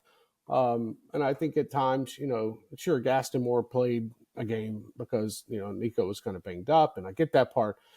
But they got to do something different, man. And when you're paying the amount of money that Tennessee is paying for a roster, you expect certain things. And I don't think that even though they made the playoff, Connor, and you might disagree with me, brother, but even though they made the playoff, I still don't think they hit that mark because you walked into Columbus with 25,000 fans there. I mean, I was there. There was a crap load of Tennessee fans there. But I guess what you didn't know on the other side is Ohio State had flipped that switch from Michigan. Like they were ready to destroy Tennessee. And I think that the moment was too big for the Vols, and I think Ohio State was too big for the Vols. And now Tennessee has to figure out, how do I get to that step? The context of Nico and the NIL stuff is what's different about this situation compared to if we were looking at this 10, 15 years ago. Because Absolutely. I think if you were just looking at it through the lens of normal college football, yeah, money under the table, everybody would probably assume Nico got taken care of by Tennessee. But if you were just looking through that lens, going 10-2, making the playoff, having a guy that's still young in his career, he's not even draft eligible, be like, yeah, the offense was limited, but hey, this is what it's going to kind of take. And maybe he didn't progress as fast as Tennessee fans would have hoped, but it would have been, all right, there's a little bit of this understanding. And maybe there still is that grace, but yeah. I do think it's fascinating to ask, and you're a good person to kind of make a prediction on this. Where do you think he is at this time next year? Do you think Nico is back at Tennessee, even though he would have a chance after the 2025 season to go to the NFL, or off to the NFL, or the Carson Beck into the transfer portal? I think, first off, I think Nico's not going pro. So I'll get that out. First off, I don't he's going to have to take a major jump. And from what we saw from this past year to next year, to have him eligible for the draft. And I don't mean eligible as in he can go in the draft. I mean where he can go rounds 1 through 3 and be satisfied. Because think of the jump he would have to make from this year to next year to be a first round draft pick. That's a big, in my opinion, that's a big jump.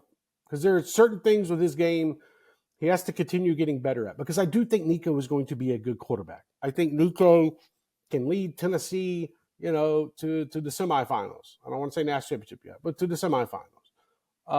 I think at the same time, Connor, when you look at it, I think there is an opportunity for other schools to potentially come in and potentially pay more. Let's not forget. I mean, I know fans hate to talk about it, and I get it. I understand it. Money is a major factor in a lot of decisions that we see now in college football, period. And if you haven't realized that yet, I am begging you to please send me your DMs from your actions when July 1st hits in revenue sharing, because the money figures are going to start coming out. I think that there would be an opportunity. There were schools that came after Nico after the season was over. Of course, and a lot of people wanted to act like, no, that didn't happen. No, it happened. Like there was one school in particular that came after Nico after the season was over. And, did that lead to a little bit of craziness with a wide receiver at Tennessee who, enter the portal, come out of the portal. Oh, we're good. We're not freaking out. So what I'm getting at here is that I will never underestimate the transfer portal and NIL. I won't, because I've seen the money figures and I've seen the contracts of what these kids are getting to go to other schools. And when a school wants a quarterback very, very bad, they're going to offer that kid a lot of money. Now, there are a lot of young athletes nowadays that have figured out this NIL thing and know that they're going to be taken care of and they're good. I think for a quarterback like Nico, I think if he has a year like he had in, this past season, 2024, we'll see. Tennessee's kind of loading up on quarterbacks right now. Like, and we also, here's the other thing too, is we can't act like there aren't guys behind Nico that are going to be fighting for this spot. And you got McIntyre that's on campus. You got Faison, if everything holds true, he would come to campus as well. So, if things aren't working out with Nico, which I'm not saying they aren't, I'm just saying if you get to that point, you never know. We've seen this in college football all the time. You've got guys behind them that want the opportunity to step up and be the guy as well. So I just, I look at it. I don't think Nico's going off to the NFL after this upcoming season. Could I be wrong? Absolutely. Could he come out against Syracuse and throw for 400 yards and 4 touchdowns, and everybody's like, oh, here we go. That's Josh Heupel's offense again. And then he comes out and leads Tennessee to, 9-10 wins next season. The SEC is going to be tough. Maybe. But I think, there's nothing that I look at right now, Connor, that says, okay, that guy's going to go to the NFL draft after next season. So that's what is interesting to me the most about where we are. What happened with the Squirrel White situation? When you get a young man who had high expectations coming in 2024, and he was banged up a decent amount. And this is not a shot at the young man, because he was smart, really, really good guy, really good kid. But there were multiple games this season where, I was either in person watching the game. I think I covered 2 Tennessee games this year, and was wearing a sling after the game, or you're seeing pictures and you're talking to folks after the game. He was just banged up during the year, but also at the same time, he didn't live up to expectations. I think folks us in the business have to have a better understanding that we can start not going after these players, but we can call it straight now. These kids are making, from $500,000 to $4 million a year, so I think not calling players out, but understanding and telling folks kind of how it is. Squirrel White didn't perform to Tennessee up to the standards this year as a wide receiver. They thought he was going to be a number one. Yeah, Brew McCoy on one side, Squirrel on the other. Squirrel's going to be your burner, Brew's going to be your bruiser. Didn't turn out like that. And he looked at, the way he was used and, didn't really like it. But also at the same time, like every player, wanted a little bit more coin to deal. And Tennessee's like, what? Are we going to pay for that right now? And that's why you saw Florida State. It's not like he ended up at Bowling Green, or Ohio, and no shot to any of those schools, because I love the MAC conference. But I am saying he ended up at Florida State, and they were willing to pay the money that it gets to take him.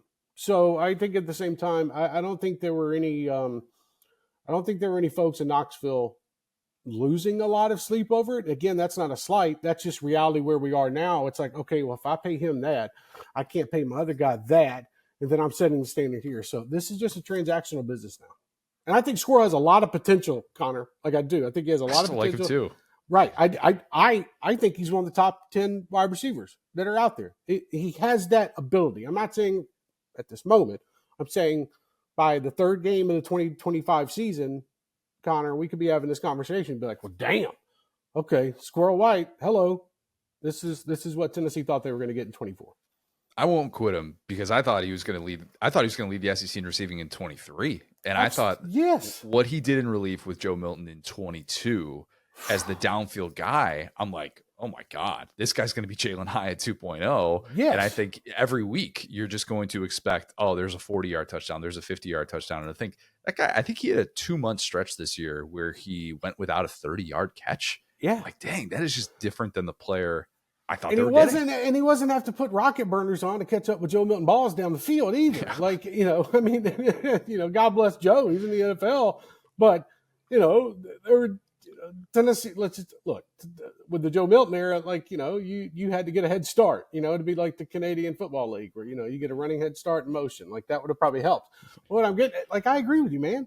Like I had expectations for him. Like I was looking at him like, okay, like they need a Hyatt type guy, a speedster, get down the field and break away. And there's your guy for it. But, it didn't play out like that. And again, I go back to the other thing too, Connor, is they had a lot of offensive problems this year. It wasn't just wide receivers not getting open in space. It was your offensive line that you were piecing together, and had guys at positions that they probably won't be playing at this year. And so now, you look at the situation like, okay, how much can you really put on Squirrel? It's not as much. But at the end of the day, man, sometimes you can't pay. And also, it's not a slight to that player. It's just roster management now and where we're at when it comes to money. Nico's IG story with the face questioning emoji thing right after that news breaks, and then his dad comes out. He's got a tweet. Everybody needs to relax. Trey, I think you and I, as people that consume this stuff, we're kind of of the right age to understand both sides of it. I think we should open up a PR consulting agency that deals strictly with whether something is a cryptic post and if it will send the fan base into a frenzy. I'm down for that because I'll tell you a true story. I was trying to figure out what emojis meant this year because so many damn players are doing it on Instagram. I would literally Google, okay, what does this emoji mean? And I was like, okay, all right, that's interesting. I didn't put that one together when I was looking at the Instagram post. All right, now it makes more sense. Okay, and then what's this mean? Oh, I'm thinking like that. Or I'm looking, you know what I mean? It's just, God bless, man. It's just these kids, it's at the end of the day, the kids are still kids. They're still 18 to 21-year-olds, have the damn phone in their hands, that have all these emojis and here's the other thing too.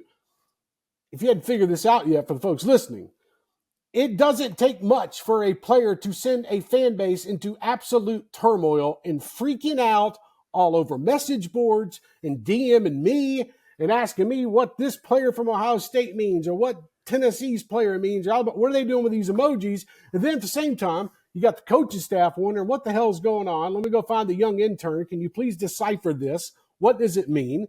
And then you got agents that are sitting over here to the side like, I don't know. What does it mean? I don't know. Could be anything. Is there another school coming after him? Do you need to up your NIL money for our quarterback? That's where we are, man. And like, we're also getting to a point now, and I talked about it with this rev share thing. Players are going to have thick skin, dude. Like, and if you think posting stuff on it, and look, we're not just pointing out like one person. Like, all these players do this nonsense. They think they're going to get they think when they get a reaction from the fans, that's going to cause them to go wild on Twitter, and then it's going to get to the collective, and then it's going to get to the school and the coaches and whatnot. In Tennessee's case, when you brought it up, well, yeah, Tennessee lost like 6 receivers from their room. So, if I was Nico, I'd post a GIF or something of like John Travolta from Pulp Fiction just looking around. Yep. Who the hell's in my room? Like, who am I going to throw to next year? I think at the same time, man, these kids want to play games, and I'm telling you, once they start, they're already getting paid. But when I say this, once they start getting paid by the schools themselves, like legally, let's not act like the schools aren't paying these kids right now, but legally, a lot of that stuff's going to fall out the window. Yeah, I ain't putting up with this shit anymore. I'm sorry, bud. Like, I'm not doing it. You want to post cryptic stuff on Instagram? Cool. We're not buying into it. We're not falling for it. So, yeah, I agree, man. If we open up a firm, this is going to go really, really well. I love it. We decipher the language for the coaches. We, yes, advise if someone, they would have to consult us before any sort of unclear post, any sort of non-ad on social media. Just let us know. We'd have a team that would field this together. We would be the ones also Googling emojis at the same time to keep up with them. But absolutely. we can do this. Yeah, and you got opposing coaches from other schools like, all right, break that down for me real quick. We got a shot at this guy? Like, is he saying he wants to go into the portal? All right, please help us. He followed this guy. He followed this receiver on IG. Like, he's thinking about it in the portal. I'm just there. But then they go back and delete it 12 hours later once their point was made. It's like, bro, come on, man. Like, don't do that. Like, I know what you're doing here. Stop it. Rule number 1, if you wipe all team mentions from your social media, yes, the fans will go into a frenzy. Don't do it unless you are actually entering the transfer portal. Please don't do it. Oh my God, it freaks so many people out around the country with different players that were doing that this offseason. And even during the college football playoff, like, we'd see it, you know what I mean? And it's like, man, I can't decipher what an 18 to 19-year-old, 20-year-old kid's trying to think in his head, but I can damn sure decipher that emoji, and I can tell you what it means. But also, at the same time, it's like, all right, man, enough of the games, dude. You getting paid $2 million, $3 million. Carson Beck's down there living life in South Beach right now. Like, it's just the time for games is coming up really quick. And, whatever. I mean, if you want to play stupid games, you might not end up on a roster next year, and your NIL contract's going to be torn up. And fascinated to see what this looks like once they start getting paid, which is coming. And boy, that's going to be a headache in itself.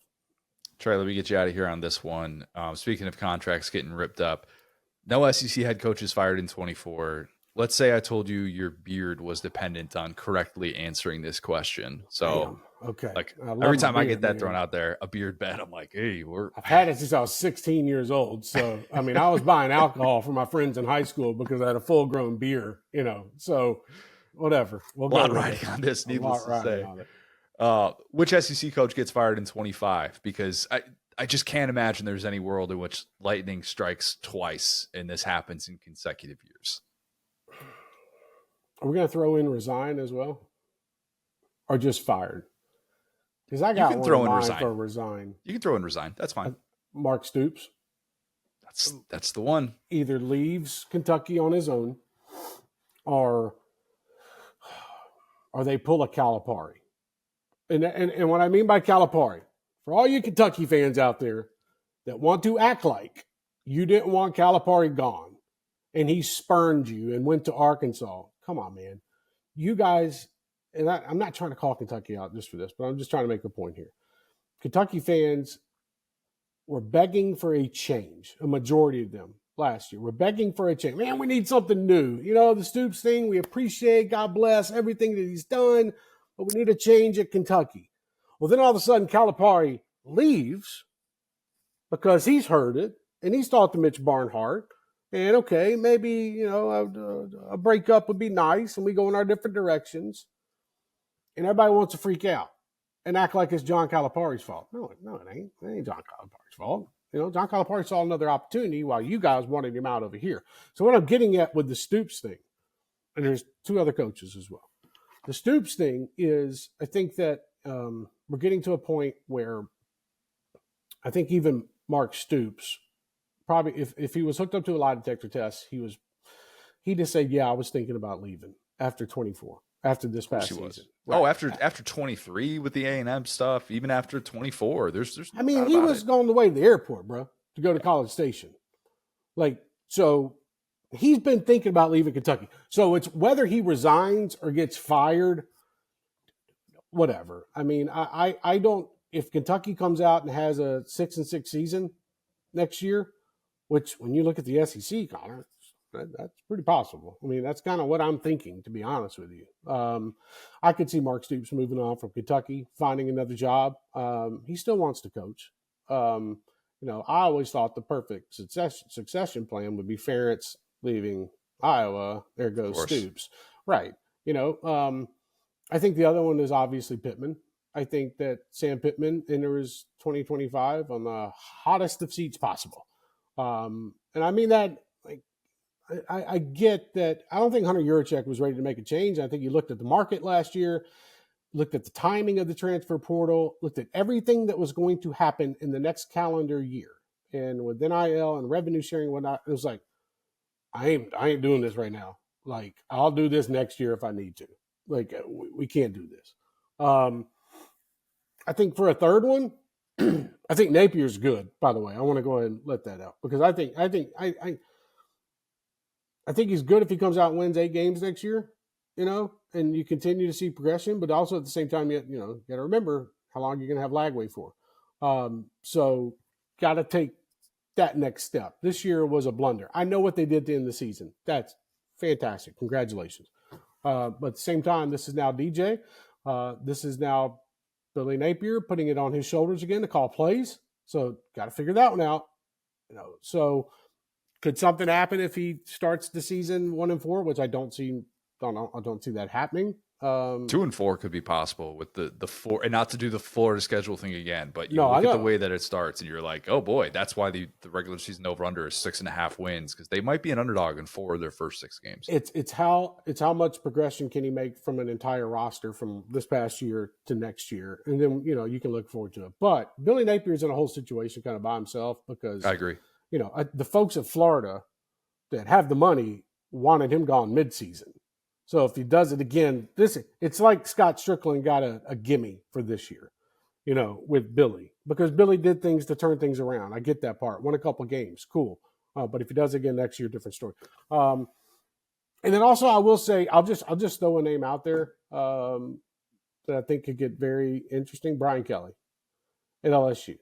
Not saying he's going to be fired, but could another job open up that lures him away from LSU? What is that job, though? If it's not Ohio State, which we're recording right after it was announced Ryan Day extension through 2031, $12.5 million a year. Yep. Like, if it's not Ohio State, that's what I keep coming back to with Kelly. It's like I don't know where those other jobs would be that he would actually entertain. I didn't ever think the Michigan thing had any life whatsoever, and I just kind of look around. I'm like Penn State moves on from James Franklin or something happened. No, I can't quite get there with him leaving a job like LSU. I think I could have probably said the same thing and I don't know if this kind of fits in the same narrative. Lincoln Riley, like USC. Like, we knew Lincoln felt like a fit for USC. I'm not talking about what their record is and what he has done at USC. I'm just talking about, like, fit-wise, kind of felt okay for Lincoln to go there.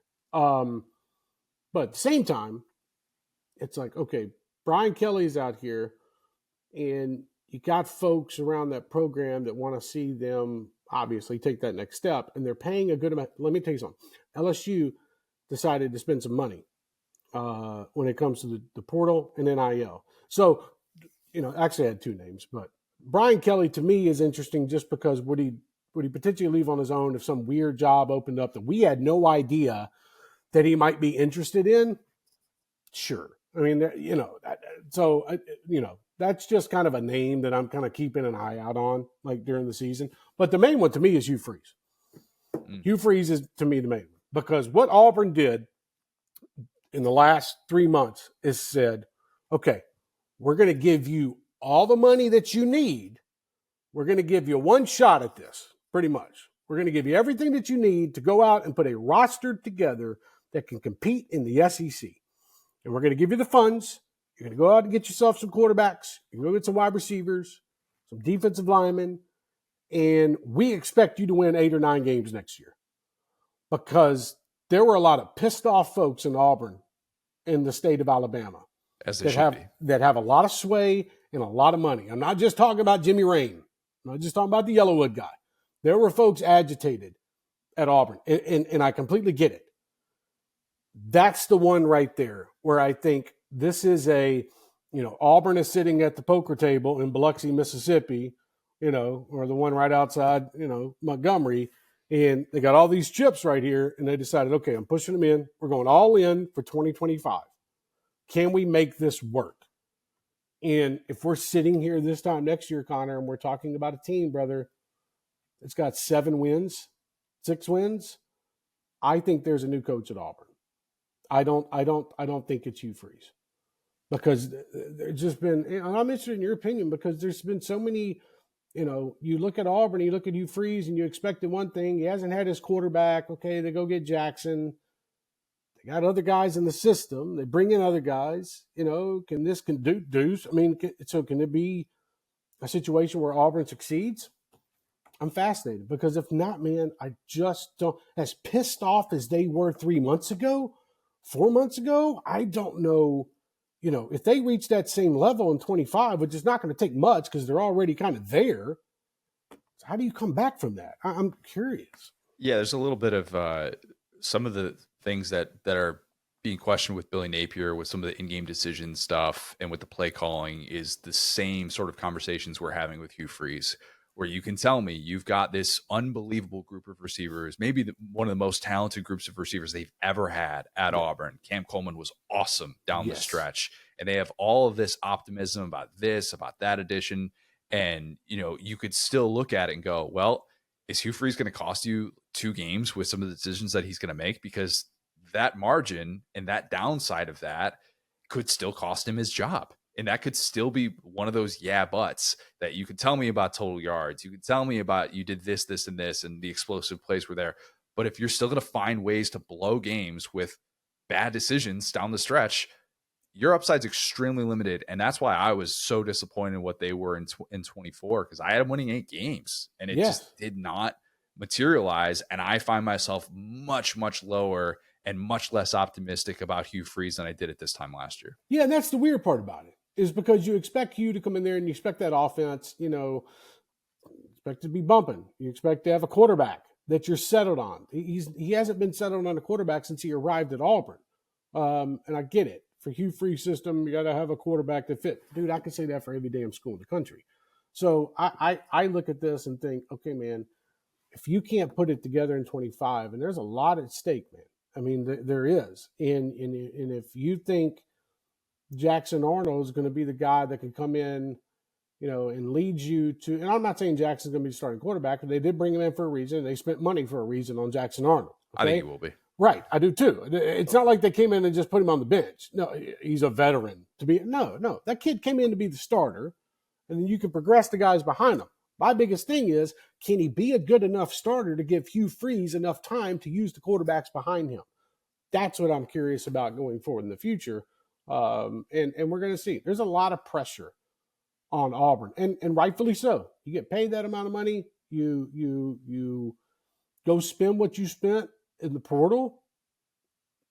You need to be in that spot, and I think that, you know, will we be having a conversation in October, early November, about Auburn moving on from Hugh Freeze? Remember, these schools have to do this earlier now because of the way we have the portal.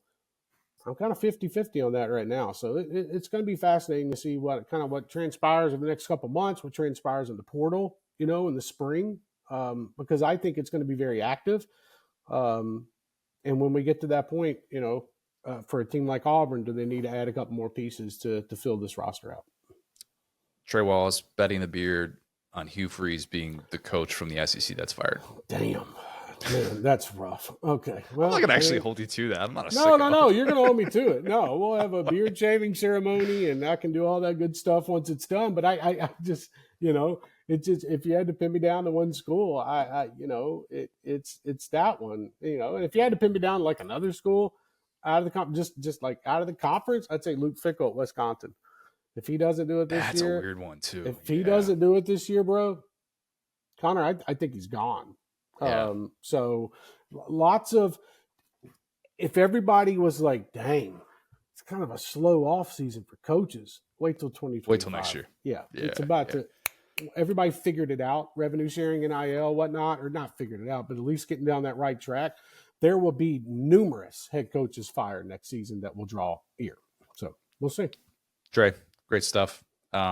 Go somewhere warm soon, or just stay somewhere warm soon. I'm trying, bro. We'll see. I don't know, man. I think I want to make a trip to New Hampshire to kind of round this thing out. So, Jeez, you are a sicko. We'll get it all figured out. Now I'm gonna go warm up in Daytona next week. So there we go. That's go watch some racing. So it'd be good, man. And I always appreciate you having me on. Love it. Thanks, man. All right, Will. Super Bowl. Yeah, I called it Super Bowl. Big game. I'm allowed to say Super Bowl on a podcast. I'm not trying to sell anything here. Why do we want to do that? Super Bowl predictions. Super Bowl, but go ahead. I'm going to go Philly Dogs 28, Mahomes 24. So you're fighting God on this day. Good. Yes. Why? Because I'm an idiot. Because I'm stupid. Because I'm just a big dum-dum. I wrote something about it this week. Like, jokes aside, I don't really, like, if I'm being honest, Mahomes going to win this game. He's as inevitable as any player ever. Tom Brady, people forget, didn't win every Super Bowl, but neither did Pat Mahomes. If you're a conspiracy theorist, by the way, the NFL has already reached out to Pat Riley and asked for licensing on the term three-peat, which he invented. So stay aware there. Invented and then couldn't use it because he lost to the Pistons, and then who three-peated after that? I'm blanking on who it was. It might have formed my entire childhood and my love of sports, and probably the reason that I'm talking to you with a microphone today. But I think it was the Chicago Bulls who actually were then allowed to use the term three-peat. Different discussion for a different time. I was thinking about this, Will, and you are one of those few people that watches a ton of college football and watches a lot of NFL. And so I try and usually separate those legacies because I don't really care that Matt Leinart kind of sucked in the NFL. He was awesome to watch in college. Johnny Manziel, I'm not going to all of a sudden damage his college legacy because of who he was in the NFL. It was really fun to be able to watch him. But Georgia's 21-22 legacy it feels like it's being extended with this run of what Philadelphia is doing, because six starters from Georgia's 2021 defense is on this Eagles roster now. I mean, that's great. Like they would have 4 starting. Nakobe Dean got hurt in had a knee injury in the Packers game in the playoffs. But you're going to have 3 starters from that 21 Georgia defense, plus Keely Ringo, plus Lewis Seen. Ringo, who has the big interception to close out the 21 title. Seen was the leading tackler on that team. I went back and I looked at some of the repeat national champs of the last 30 years. And there's just really nothing quite like this, of how unique it is that one team has gone all in with this strategy and it's worked. The Eagles have the second best defense in the NFL from a scoring perspective, but even Saban's Bama teams didn't have multiple starters on the same side of the ball in a Super Bowl until 2 years ago with Landon Dickerson, Devontae Smith. You can count Jalen Hurts there if you want, but in terms of guys that were together at Bama at the same time, those 3 weren't all together at the same time. Landon Dickerson came over from Florida State. It's just different than the Philly Dogs and what this has all kind of become. And I just think that so much of NFL success should be separated from the college stuff. But just like in terms of legacy and all that, I don't really spend a whole lot of time thinking about whether or not Nebraska's mid-90s core had great NFL careers, because a lot of them really didn't. And some of them definitely did. But, I just think that seeing these guys who are part of one of the best defenses in college football history, who are now doing this together at the NFL level, is so unbelievably unique. And it just confirms kind of how talented that group was. But anyway, I'm going to be watching this through that lens, the Philly Dogs lens. I think I'm making some sweet meat chili. I make a mean dessert dip. Connor's chili, let's go. Connor's famous chili. I actually have an SEC cookbook that I use for it, and it's phenomenal. It's basically like a dessert with how sweet it is. Don't check the nutrition facts on that, but it's the Super Bowl. Super Bowl calories do not count. So yeah, the dessert dip too. Peanut butter, Cool Whip, cream cheese, Teddy Grahams. It's something. It's an experience. But yeah, real quick on the Super Bowl, I'm right there with you. I'm rooting for the Eagles. I think that if I had to get a face tattoo, I would root for the Chiefs. But the way that they win is often inexplicable. And I'm right there with you, man. I wish I could not measure guys' NFL stats, but every big publication likes to do the "Was 2019 LSU the greatest team of all time" thing at the end of the month when they haven't hit their social metrics. So I got to go get tagged and stuff by our listeners and go fight the good fight there. But I'm with you. It's underrated how Georgia's, it's like the DNA of that Georgia team, where they're the smash mouth, physical, no nonsense football team, fits in so well with what Philly does, and I'll definitely be rooting for the Eagles. Yeah, it's like, the 2001 Miami, that widely considered maybe the most talented college football team of all time. I looked it up the other day. It was 14 Pro Bowlers, I think, that played on the 01 team that came from that group. 14 NFL Pro Bowlers, 2 Hall of Famers, and it's going to be 2 more because Will Fork and Frank Gore are going to get in eventually. And there's probably even someone else that I'm forgetting from that group. But that is kind of added to that, is why we consider Miami the most talented. Like all Miami did that year to be the greatest team of all time is have a lot of NFL guys.